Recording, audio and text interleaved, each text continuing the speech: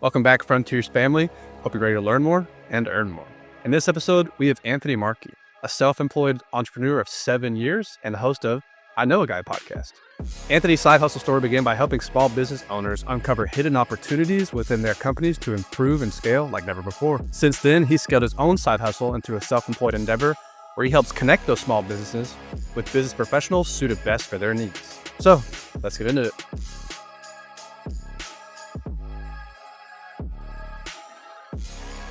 Anthony, welcome to the podcast. Thanks for having me, Drew. I really appreciated our conversation we had before. I was excited to come on and have this conversation. Absolutely, man. You've had a ton of scalability throughout your journey and the ability to transition not just from the side hustle, but the side hustle into a full-time opportunity, and then now into kind of two opportunities, but they kind of all work together. And I think that'd be cool to kind of dig into how podcasting has really kind of leveraged what you're doing right now. So that's super exciting. But to that point, man, how do we even make that first transition happen, right? How did you kind of go from that 9 to 5 to self-employed, and what even kind of led you down that path? So I've done a lot. After high school, I went to college, played football. I was mostly in school just for volleyball girls and football, right?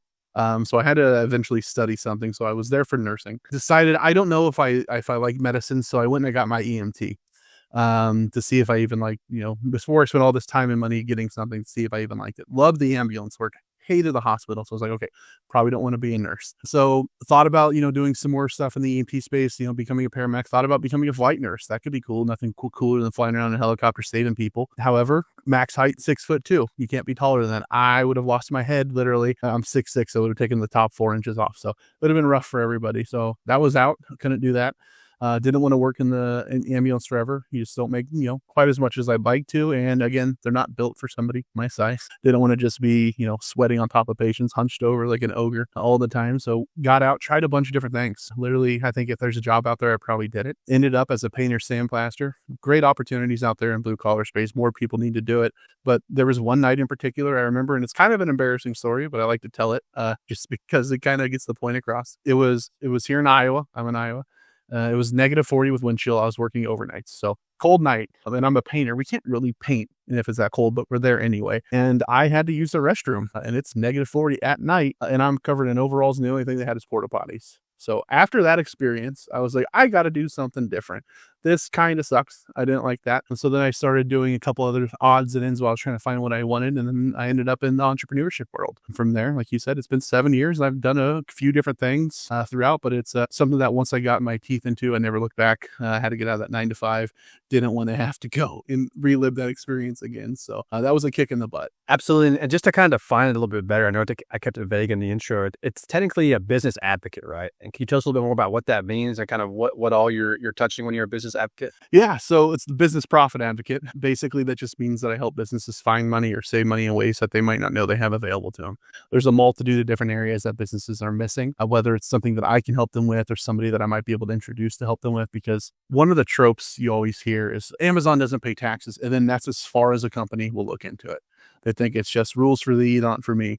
But there's things out there that they know and they take advantage of that a lot of smaller businesses don't. And it's my job to say, hey, here's this thing you've been overlooking. Nobody's fault. You just didn't have the time and money to devote for forensic CPAs and stuff like that to go out and hunt for this stuff like the big corporations do. But it exists. Let's take a look at it, see if it helps your business. If it does, great. If it doesn't, well, now you know. So that's really it. Basically informing and introducing people. It's kind of been the bread and butter of what I've been doing. And so clientele wise, is there like a target, like size, profitability, revenue? What's your typical for someone starting out even? Where should you kind of be targeting and what's your audience? Yeah. So on the business side, my audience is groups of 10 or more full-time W-2 employees. I can't really help anybody in the very micro size with a lot of this stuff because a lot of it's payroll savings. We're finding inefficiencies able to save them money on the payroll side. So if they don't have enough there's not, juice isn't worth the squeeze, so to speak. But 10, preferably 20, 25 and up is kind of my wheelhouse. There's no upper limit to what I'm doing. But yeah, that's mostly it. US based, a lot of stuff we're using is tax law based in the US or, healthcare in the US, things like that. So US based groups of 10 or more is kind of my wheelhouse. Very cool, man. And so is it just payroll that typically most inefficient or just areas you're trying to find and improve on? Is it really just on that pay side or is there any other opportunities out there? No, there's a lot of opportunities. Like I said, I have partnerships with people that can help in different areas than I can. I mostly focus on, benefits side. So if a company doesn't have benefits, able to help them implement something that's affordable. If they do have benefits, finding them some savings in that. On the payroll side, using different health management programs that lead to payroll tax savings for them, pay raises for the employees, added benefits. Kind of that area is my sweet spot. And then things like research and development tax credits, depending on what they're doing. If they're innovating a product, creating a new process, new technology, new technique, they're likely doing qualifying events. So a good example would be like a brewery or winery. They're making new beers, new wines every single year. They're using hard science to do it. It's chemistry, it's biology, and there's process of experimentation. They don't know the outcome. They're testing it. All that qualifies. A lot of them are smaller and they don't know that they qualify. So we go in there, we perform a study and say, hey, it looks like you're leaving all this money on the table. Do you want to not do that anymore? But then alternatively, if it's not something I can help them with my network and the people that I work with, there's likely people out there that can. And I like to make those kind of introductions to where it's like, hey, I'm not the guy to help you, but I know somebody that might. Absolutely. And that connection part being kind of a big part of it. How did you initially go about getting that clientele, and how's it kind of changed now? How do you keep that new pool growing and scale? Yeah. So I spent a lot of time networking. You can spend a lot of time and a lot of money networking. And that's kind of been the driving factor, force behind everything that I've done.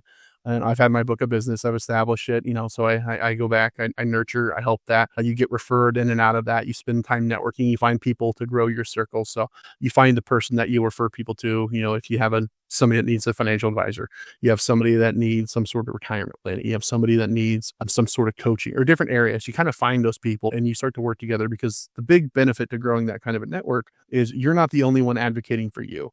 You have a bunch of people out there that know what you do. They know that you're good at what you do, and you know that they're good at what they do. So if somebody comes across and they go X, Y, Z, and that person knows that's what you do, you're going to get that referral and they're going to be there having those conversations. So it's a multiplicative relationship where the more people that you can have that kind of relationship with, the better it is for your business. But at the same time, you have to be able to reciprocate. You have to also keep an ear out for them.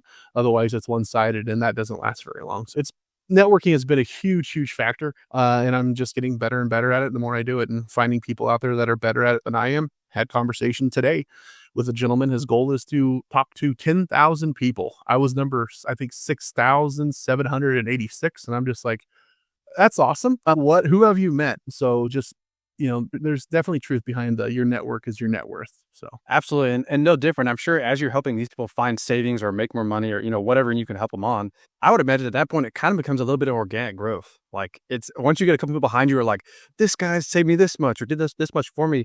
Your network is there, but they're working for you. It's not just like a network you can refer to. They're doing a lot of that stuff for you. Is that kind of a majority of what's coming in? Absolutely. That and the other side where if I help that person save money, I can introduce them to somebody that wants to show them what to do with that money. Say, hey, before you go buy a boat, let's maybe take a trim level down and put some of it into something that's going to help your business or help you. And then that person's also advocating because they're like, I like that. I was able to help the person with the found money. That was way easier for them to spend than money that they had to come out of pocket for. So now you're getting referrals from them, from those experts saying, can you also help? So absolutely right.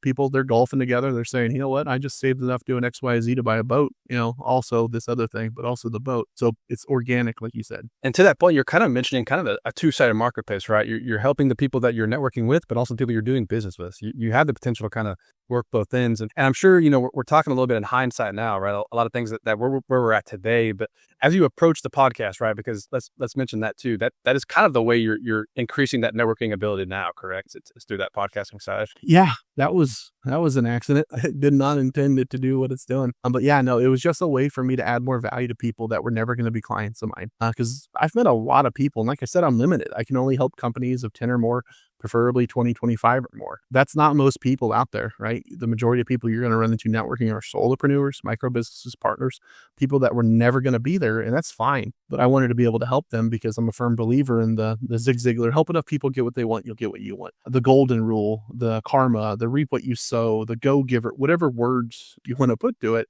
we've been defining it since, humanity could start defining things, right? So I was like, I got to find a way to help these people serve the people that I'm already meeting. If for no other reason, in the hopes that down the road, if they hear somebody that might be a good introduction for me, I'm at the top of mind because I was able to add value to them without ever asking for anything. Because the more people that know what I do that like me, the better. And was you had mentioned it's a bit of an accident. So was the podcast intended to be kind of part of your additional side hustle, or what was the original approach to obviously what got you to where you are now? Yeah, it was never intended to be anything other than a way for me to make a deeper connection with people.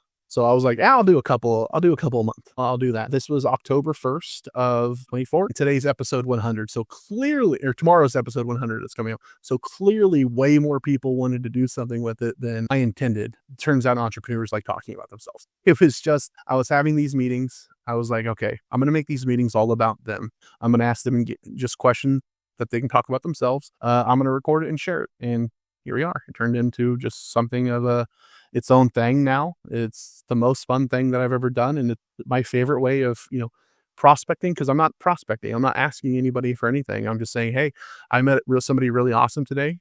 Here's an introduction. You should probably meet them too. And that just kind of by osmosis helps me. So it's neat. I don't know. It's turned into way more than I thought. Yes, sir. And we're talking about kind of that amplification of that vision, right? As it's grown and become more than we originally thought. Did it meet your original goal? Were you able to connect and collaborate more than you expected to ever become? Oh yeah, I've been able to connect deeper with with people. Some people you still have that, one in, one out, and you're like, okay, great, but the percentages changed.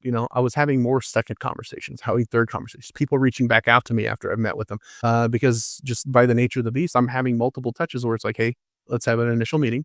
Let's have the actual recording. Let me reach back out after it goes live, and then let me follow back up and see if there's anything I can help you with. So instead of just a one-time thing, now it's like I'm touching everybody 4 times. They're becoming, more of that know, like, trust just from the nature of it. Plus, I've been able to add value because they get to talk about themselves uninterrupted, and they get to share that with everybody in my network and with the networks of everybody else that I've interviewed. So it's a great value add, and people tend to like it. So I don't know, it's awesome. I don't know. That's what I could say is it's awesome. So how have you taken those touch points and kind of resulted them into your business? Have all people you've interviewed become potential people, or there's still like another level of, okay, we podcasted, but now let's maybe talk, to your point, second conversation, third conversation, and let's work you into maybe being like a client? Yeah, no. So the people I'm talking to are still never going to be clients of mine. But the thing is, they know the people that can be. So if I can go in, add a lot of value, and ask for nothing in return, people have a tendency to want to reciprocate. So everybody that I talk to, they know what I do. They know what my target looks like, how I'm able to help them, how I synergize well, how I can refer back and forth, because I do a lot of what you would call rebounding referrals, where I help the client. And then I have a conversation afterwards. Hey, Mr. Business Owner, I'm really happy that Drew introduced this. I saved you $100,000 this year. He's coming in Monday to talk to you about, and then whatever it is, ad spend, campaigns, insurance, whatever it is, he's coming back in to help you with buy-sell agreements, because now your client has more money. They're happy. You got a gold star, and we can help them with it. So the more people that understand that, and the more people that like me because I've been able to add value, and I've been able to make further introductions where, it's not a one and done. It's a network. The whole thing that I'm building is, hey, you know what? Down the road, I ran into somebody that thinks a good introduction for you. I'm going to send your episode to them, and if they decide that you're somebody they want to meet, I'll make that introduction. So it's a way of fostering those relationships long term, and it's led to referrals where I've gotten introductions that I wouldn't have expected before, and I never plan on monetizing this in any traditional way. It's going to be monetized through exactly that, through collaborations. People that like sponsor and want to sponsor things, I don't charge them a dime for any of the stuff. It's maybe we have some similar sort of referral arrangement or some sort of an affiliate arrangement where I don't charge them. Let's say, oh, well, you sponsor the newsletter. It's $500 if you get something cool. If not, it's not my problem. It's, hey, you know what? We'll put you out there because you have a really cool product. You don't have a marketing budget. Well, let's say you get 10 sales off of it and we have like a 20% referral arrangement. I'm happy. I made more than the 500 I would have made. And they're happy because they only paid me off a result. So it's expanded my offering a lot to where this is what I was doing. But now, based on the way I've grown my network and what we're doing, I can help all of these people. And it's also helping me as well. So it's turned into more. So I don't sell anything, I introduce. I think the cool part too about the podcasting side is because you're not heavily reliant on it for your income. Like to your point, it's touch points, it's relationship that's growing the network. You also kind of have the ability to not push it, right? Not saying you would or wouldn't push a product you don't believe in, but to that point, hey, yeah, if I don't believe it, there's no reason for me to let it on this episode or tell my customer about it or whatever. It's kind of one of those things. It's weird to think about. You would think that if it's on a monetary side, you'd be more involved. But actually, on the flip side, no. Hey, I'm growing this for this personal reason or this approach. I don't have to worry about that. Yeah, no, I don't gatekeep. People have products that I will never buy. I am not the target for that. But there's people out there that need it. But there's also things out there like we're good. So yeah, it definitely gives me that ability. Absolutely. And let's hit on that growth real quick, right? We're talking 5 months. Last we talked 100 plus episodes recorded. I'm sure you're 120, 130 now. You say you're doing daily episodes, right? Is that still the plan? That's crazy. So even going from 0 to 120, 130 plus, you clearly hit the ground running. How did you go about even getting that first audience, right? We mentioned it's easy to get entrepreneurs to talk about their venture, but what was your approach to getting started for someone who's like, okay, I want to do a podcast. I might have an audience, but how do I go there? How did you start those initial processes? Yeah, I just knew that I didn't know anything about it, and I was okay with that. Because it's one of those things where you can have you're stagnant and you keep waiting until everything's perfect. Oh, I have to have the right camera, I have to have the right microphone, I have to have the right background, I have to have the right recording software, I have to have the right plans in place. Or you can do what I did and just go make a mess and figure it out as you go. Because the early episodes are a little bit rough because I didn't know what I do. I still don't know what I'm doing. That's why I like guesting on shows like yours, where I can see what you guys are doing and steal without remorse any ideas that you have and just say that mine now, doing that. And so yeah, it started with me just sending a 45-minute Zoom link and saying, okay, I got nothing. We're going to hop in here and just talk for a bit and I'll record it, to where it is now, where I've learned a bit. I've upgraded a couple pieces of equipment. The camera's better than it was. We talked about, hey, I got a sign now. That's cool. Still using the same gaming headset. It'll change eventually, but it's one of those things you just got to be okay with making mistakes and then learning from them. Because if I told you in order to be successful, you have to go out and make 10 mistakes or fail 10 times, how fast would you do that? You'd go out tomorrow, have that done in the afternoon, and be ready for your success. So that's the way that I looked at it. And I was like, this doesn't have to be Joe Rogan, right? I don't have to get to any kind of crazy level. I'm using this as a way to meet more people and connect with more people. And a lot of the entrepreneurs that I've met were hungry to do the exact same. And they were tired of spending a lot of time and a lot of money to do it. It's like, well, there's got to be a different way, So I was like, we'll see if I can make it. And so far it's working. Did you already have that pool of entrepreneurs up front? Like, was it best to approach it like, hey, I already know who I'd have on, at least for the first couple episodes? Or were those guys just, hey, the moment I decided to have the podcast, now I'm out here searching for people? What was kind of your approach? Yeah, it was a bit of that, because I had, these meetings I was having anyway. I was having, probably 10, 15, 20 meetings a week with people that, like I said, weren't ideal clients or didn't have that possibility. I was kept getting introduced, because if you spend time networking, you start to grow, some people that'll constantly introduce you. One of the people, my very first episode, his name's Rudy Gargioni. I'd recommend everybody check him out. I met him about 10 months ago. He's made over 300 introductions. So just super connectors out there that are constantly making introductions for me. And then, I'll have a meeting with somebody, you go, you'd be a great guest. Would you like to? And then there's like a 99.9%. Yeah, that sounds fun. You have the one-off where the guy's like, not now, after you get 250 episodes. Like, all right, I'll see you in a couple of weeks, man. Bye. Yeah. So having that and growing that early was nice. So that's a piece of advice that I like to give people is grow your network no matter what you're doing. If you're a 9-to-5 employee, grow your network. If you're self-employed, grow your network. If you're thinking about starting a podcast, grow your network. There's no reason not to. The more people that you know and the more connections that you make, the more opportunities are naturally going to come your way. Whether you're 1099 that maybe you want to find a way to become an entrepreneur or find an area, you're going to have more exposure to what's out there, what works, and get introductions to people that might be able to mentor you or help you out. If you are a business owner, you're going to make the connections that might turn into referral partners or potential collaborations. If you're a podcaster, you're going to get introduced to people that want to be on your show or know people that want to be on your show or know people with an audience that you can borrow once your show's up. So that's at the core of everything that I've done in all of my business is just grow the network, meet people, genuinely help those people. Don't expect anything in return. The universe kind of takes care of that on the back end. Just actively try and help them in whatever way you can and see what happens. Put your head down, do it for a year. You'd be kind of amazed what happens. Talk to us about that approach. Was that also a thought process of, hey, I need another touch point? Or what made you decide to really dive deep into the newsletters and keeping those running daily as well? So they went hand in hand with kind of where I wanted to go kind of right away. Because the idea behind the newsletter is that's your audience. You have the same kind of audience within podcast.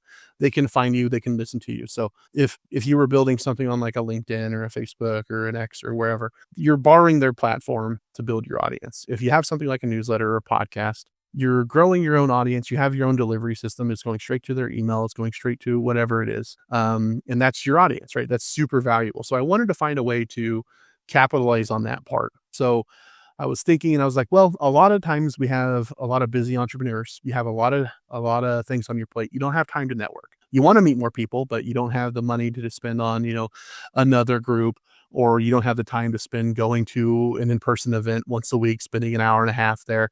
It's just not practical, but you need more people in the business because you want to grow your network. So the newsletter was just the way of, All it is it's a blog that it's a 5-minute read about the person that I interviewed. So it's like, this is what we talked about. Here's the key takeaways. Here's who they are, what they're doing, that kind of stuff. So people can scan it and go, is that something that I want to devote the next 15, 30 minutes watching the episode on? They look at it and go, no, I'm not looking for somebody there. I'll check back tomorrow. Or they go, that's interesting. I want to know more. Now they can devote 15 to 30 minutes to watch the episode, devote a little bit more time to it. If they like it and they still want to meet that person, here's all the contact information. Reach out to them. They'd love to hear from you. That's why we're doing this. So it was just kind of a way to talk to a different audience, but kind of funnel everybody into the same kind of space where people that just want to watch podcasts, great, it's going out there to them. People that just want to, read a newsletter, have something quick to scan, great, it's going out to them. And both of them kind of work in both areas and kind of put people back into the same thing. So just a way to, like you said, have multiple touches to people that otherwise would be isolated from your content. So reaching out to more people, casting a wider net. Hey, Frontier family. If you're finding value in today's episode, then Nathan and I want to tell you about a Facebook and LinkedIn community we're trying to grow of like-minded entrepreneurs who want to learn more to earn more. We share and discuss relevant topics, strategies, ideas, and overall ways to grow your net worth. So if you're interested in learning more, check down in the description of this video or this podcast to find the links to those pages. All right, let's get back into it. And are you aware of if any of your guest members kind of become your audience? I have found this like entrepreneurial space, like no different, right? You have somebody who comes on because they love your image or they love what you're doing and they want to be a part of it. They kind of end up becoming the audience as well. Have you noticed that kind of through even your newsletters or your posts, even like, have you kind of noticed that that's a little bit of the cycle as well? Oh yeah. Everybody I interview, well, not everybody, the majority of people that I interview are signed up for the newsletter to get the podcast daily. And, I have my open rates and all that stuff that play into it as well. But that's a good portion, the people that are coming in, because I'm talking to somebody new every day. So worst case scenario, I'm growing by one a day, if that's the case. And they share our episode to their network. So everybody then sees what they're doing, but they also see me. Here I am too. And then it's like, hey, if you benefit from daily introductions, go talk to this guy. So that's the cool thing about it, is it's all organic. I don't have to do anything kind of crazy, because it's getting out there because I'm borrowing the audience from other people while they're borrowing mine. So it's real synergistic and collaborative the way that it works. So yeah. Absolutely. And is there anything kind of in the newsletter where you're engaging the audience outside of just listening to the episode? Like, does it include links to that person? Like, is there any plugs? Is there any driving factors that would pull them outside of that newsletter exactly? Yeah. So at the bottom of the newsletter, for people that maybe they go, I've read enough, I don't even need to see the interview. I know this person's a win. I want to meet them. There's the links to them. And more so it's like, hey, find them on LinkedIn. Here's their website. Here's XYZ. And all that's, duplicated in the podcast. So yeah, there's all that kind of stuff built into it. And then, there's plans. I have a couple projects in the works for the rest of everything that's going to happen. So people can engage more often and not just hey, we had one episode and what do I do now? So there's plans in the works for where it's going and what it's turning into. But yeah, no, it's meant to get people to connect. So I'm just saying, here's an awesome person. I'm showing 3 or 4 different formats of whether it be, hey, here's the full episode, here's the newsletter, here's the short, here's the post, and then every piece of content that goes out is appealing to a different group. So as many eyes for that person as possible. I know it might sound like a broken record, but I think that again has been huge. Again, and touching a little bit personally here, it's like the more ways you have someone to consume the same piece of information, it's not with the intention to bore them or get them, whatever. You're just trying to find, some people want things presented a different way, right? They all want these different things. And I know saying that, someone who's thinking maybe they want to do a podcast, they're going, how am I going to do all this? How, you guys are telling me that's the way to do it, but how do I make it all happen? So ease their nerves. Is there a way that you're doing it that you kind of keep it, maybe running it through like 2 or 3 softwares that you feel open to like recommend and help them get started with? Yeah, it depends on what their goal is. You guys obviously use Riverside. That's been a great, I just transitioned to filming with it. So that's been a fun way. I like to use Opus Pro to cut clips out of long form, because you have the long form, now you have a bunch of short form, right? So that's good.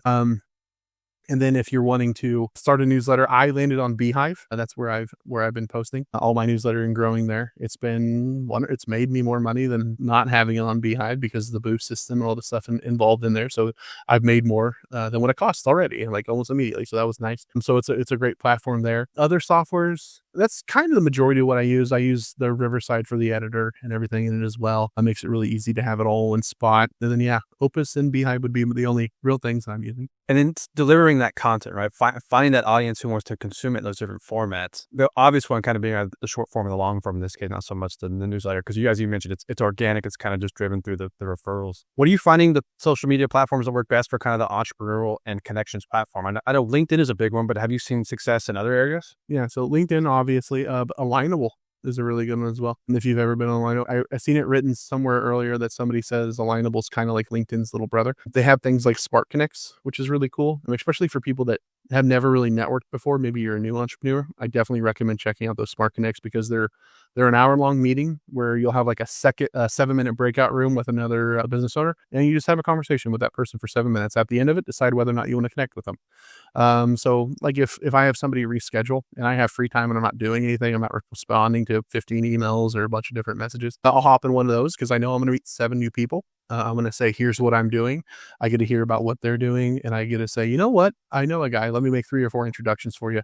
They find value in that. They subscribe to the newsletter, watch the episodes, whatever. They become part of that community. So Alignable has been a really good one. I'm trying, everywhere. So, your LinkedIn, your Facebook, your YouTube, your Spotify, all the places. But Alignable's one that more people should probably check out, especially if you're looking to connect with more small business owners or solopreneurs. I like that. So it's kind of the speed dating, if you will, of the connection environment. Not that there aren't already others that do that. But again, just comparing it to LinkedIn, it's like LinkedIn, yeah, it allows posts and it does allow connections, but obviously some of those connections don't nearly go as deep. But it sounds like Alignable is the one like, no, you're face to face, you're talking, you're building more rapport. Is that kind of the approach? Yeah, it's exactly that. It's exactly the speed dating, but it's speed networking. And the reason that I always recommend newer entrepreneurs go there is because they get the reps in. You get practice. You're going to go practice your 3-minute pitch. Not so much pitching, not pitch slapping, but explaining who you are in a concise way so that you can talk to a bunch of people. So you're not selling, right? Because nobody's there to be sold anything. They're all just kind of wanting to talk about themselves. So it's good practice there as well. But then you meet people that you're like, okay, this could be a really good connection. Then you have those follow-up meetings because that's where a lot of people fall off on is they have that first meeting and they think it's just going to do things. That's not true. In sales, what is it? An average of 5 to 12 touches before somebody buys. And, networking, it's similar. You're not going to start sending referrals to somebody or get referrals from somebody because you met one time. It's a relationship you have to start building. So going in and going, referral, please, that doesn't work. So understand, don't pitch slap, don't go in to sell your stuff because they don't care. They don't want to buy your stuff. I went in one networking group one time. The gentleman goes, who's here to sell? Who here has something to sell? Everybody put their hands up. Who here wants to buy something? Everybody put their hands down. It's like, remember that. Right. So it's good practice and it's a lot of fun. You'll meet a lot of people and it's an eclectic group. There's people from all different, they have groups that you can comment on. You build your page out. It's fun. I'd recommend people use Alignable. Okay. And is the groups kind of the filter? Like you're joining like a small business group or a service-based group. It's pretty, okay. So that's where you filter between who you're kind of wanting to talk to. Yeah.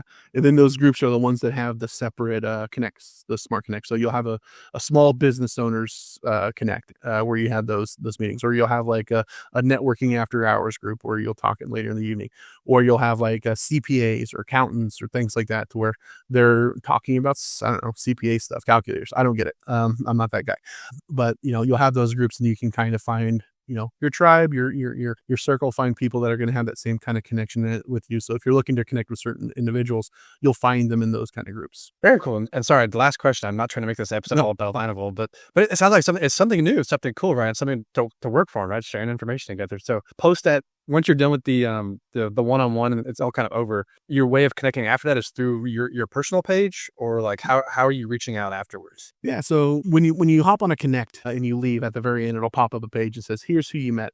So you can send them a connection request or they can send you a connection request. And that's how Alignable monetizes. Like the free version, you get so many connections, and you have the paid version, you get so many connections. But if somebody sends you a connection, you guys, have a conversation. They're basically like your friend on LinkedIn. You can chat back and forth, find times to meet off of the site and have those conversations. So it's pretty simple to understand. It sounds complicated from there, but it's not. You're meeting other people that are in the exact same boat as you, and you're able to kind of build relationships there. I'd recommend trying it. Absolutely. And from there, we're talking about hundreds of connections. Obviously, you're not the 10,000 connection guys. Not that you can't be.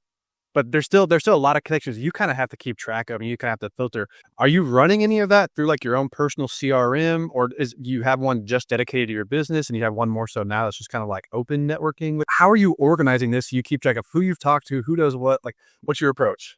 Yeah, so it's a little bit rough because, like I said, this is all new, but it's all going to the CRM. And the benefit to having the recording in the newsletter and everything is it's written down somewhere, because I'm horrible at taking notes, right? I can't read my handwriting. If I'm typing, I'm not paying attention. I squirrel really bad. But having that to go back to and say, who was this again? Oh, yeah, that's what they do, has been a huge help. So having like a CRM with a link to their episode, or just like the basic brief bio about them, has been super, super helpful just to kind of remember, because that's the idea with the introductions using the podcast is in a month, I'm not going to remember everything that you do at all, but I'll remember a couple things. And if somebody comes across and I'm like, have you met Drew? And I send them the episode, then they hear from you why you should meet them. And that's way better than me just saying, you know what?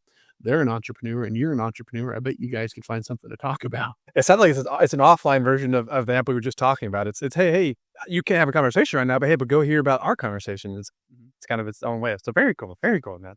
So right, we're talking about how the podcasting is leveraged your business, it's leveraged your networking, and the potential for podcasting is there, right? Someone could do something totally unique with it. But I'm curious, what has been one message or one event or one opportunity that has been so impactful to you that, hey man, people got to know about these kind of opportunities are available through leveraging a podcast through your things. Again, you're not focused on monetizing, just growing what you already have.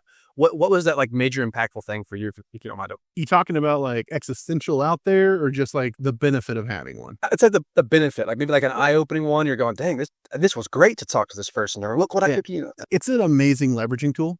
People you would never have met otherwise, you'll meet, because, you have a platform, they want to share it. People that are, not to, disparage myself too much, but people that are way out of my league as far as people I should be talking to, they'll agree to be on your show. And then you get to know them a little bit. You'll have that conversation. They'll share some insights. And if you're smart, you'll remember some of them.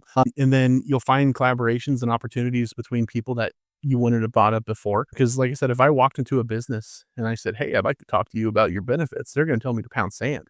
But if I walk in and say, hey, I'd like to have you on as a guest as my podcast, you're doing something cool here, I think we can have an awesome conversation. There's a high 90% chance that that's going to happen. They're going to want to talk to you. You're offering something valuable. It's fun. And then at the end of that conversation, they like you way better than some guy that just cold called them. So you can ask them at the end, what's some heartburn you guys are facing? Well, this. If it's something I can help them with, funny enough, guess what? Serendipitous. If it's something I can't, I can make an introduction to somebody that can. And that furthers that relationship as well, towards like, hey, I could really use somebody in the HVAC place because our air conditioning's, whatever. It's like, you know what? I know a guy. I'm going to send you his episode. Let me know if you think you'd want to meet him. And then what happens, they watch it and they go, not for me. Great. I saved everybody time. I didn't make an introduction that wasn't going anywhere. But more often than not, they go, yeah, could you please introduce me? Because they vetted him. They got the gold star from me. They go in and they have that conversation, and they're having a deeper connection because they already know who they are, what they do, and what they love about what they do. So it's more of that second meeting vibe, not the first one where it's like, oh, what's your favorite colors? It's obviously green. Right. Well, let's talk about, something of importance here. And so it's opening doors is what it really, really does, is a good way of putting it. And I just kind of want to bring it back down to reality. Not that we're talking too high in the clouds, but we're talking about leveraging something, right? Well, leveraging means it's about to get bigger than what it was. That means that something is going to change, but hey, we're still people in the day. I still got a family to go to. I got family and friends I want to be with, right? And you've got 7 years of self-entrepreneurial experience, right? You're now growing through a podcast. You're seeing massive growth. I think it would be unfair to at least not bring it up, man. How has it been balancing all from a work-life balance? Not that I'm here to get too corny, but again, I think it's fair to detail, hey, if I'm going to do a podcast, or I'm going to get into 7 years of being an entrepreneur, employing myself, how can I expect some challenges? And then how can I better prepare myself for those challenges? Yeah, no. So we'll start with being an entrepreneur in general.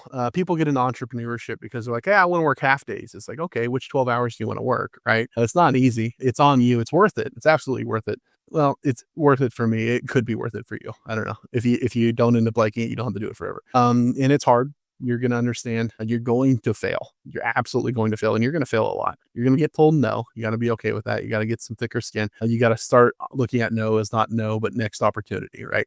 Just because somebody says no doesn't mean that the next person isn't going to say, you're a blessing for being here. I appreciate what you do, right? So all ends of the spectrum are going to come in.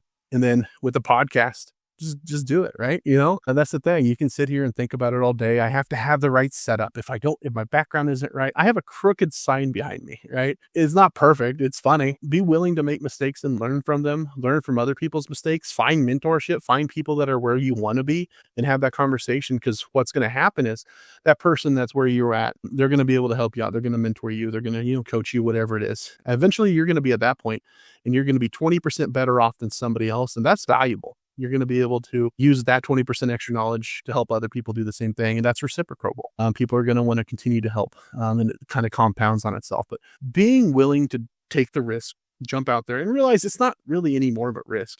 People say, oh, I don't want to leave my safe job. How safe is your job? They can fire you tomorrow for no reason, right? Just because they haven't yet doesn't mean that, something comes along and you're gone. At least with this, you have both hands on the wheel. And so, it's absolutely worth it. It's hard.